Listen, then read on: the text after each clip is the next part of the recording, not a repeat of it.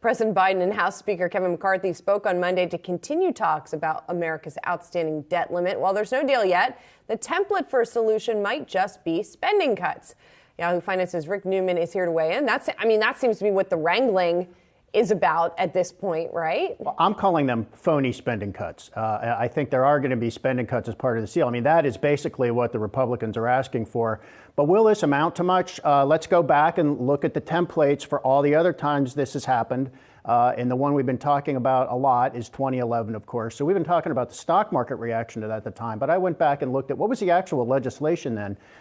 Congress passed something called the Budget Control Act then, which had about $1 trillion in spending cuts. And then Congress was supposed to come up with another $1.2 trillion in deficit reduction. So call it around $2 trillion of getting the national debt down. And guess what? Almost none of that actually happened. So these spending cuts, because Congress just overruled it in laws that came. There were at least 4 laws that came afterwards that just undid the spending cuts. So it's interesting because those spending cuts at the time were deep enough that they actually changed economic forecasts, because economists thought, wow, a lot of fiscal spending or government spending, which is part of GDP, is actually going to come out of the economy. So one of the things that weighed on markets back then was economists downgrading their outlook for GDP growth. And there was also concern that certain sectors that depend more than others on government spending, healthcare, defense, and things like that, that those were really going to get hammered. And those sectors suffered too. And these spending cuts were actually in effect for a while. And over time, Congress basically just undid most of them. And it takes some work to actually put this all together, because there was one law that overruled certain spending cuts in one way, then another law did it another year, and so forth. But at least I think 75% of those spending cuts actually ended up not happening. And so people who are looking at how we're going to get out of the mess this time say it's really not that difficult for Congress to say, OK, let's cut spending, because everybody knows, without saying it, that we can just undo this. Right. OK. So what would that process of undoing it over time look like? And I guess what would be the economic impact in the near term?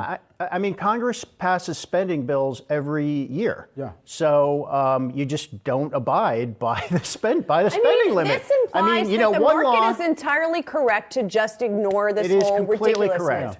And also implies that not only is the posturing of whichever party is in power, who all of a sudden is for deficit discipline, not only is that complete hooey, but also, even when they come to an agreement, it's complete. It's just the whole thing. Hooey. And if you look at what the debt posture of the United States has been over time, it has only gotten dramatically worse. I mean, not one of these, fiscal discipline efforts has ever made a difference.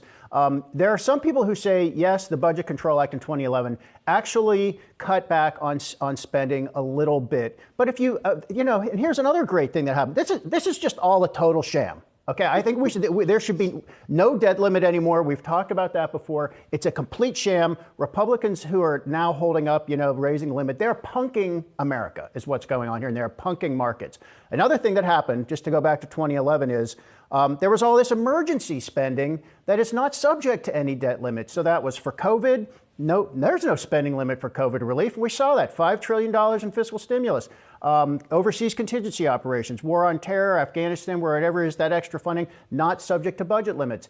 Disaster relief, not subject to budget limits. So, and once more, they're only targeting discretionary spending, which leaves out Social Security, Medicare, and defense. It's just ridiculous. Well, Rick, we're going to continue to have the conversation. I apologize to America on behalf of our dysfunctional legislature. And the markets are clearly looking past this, or attempting to look past this. Except for those short-term securities, and that does matter. So why are they doing this? Yeah. Rick, thanks for teeing up this next conversation for us here at Yahoo Finance's own Rick Newman.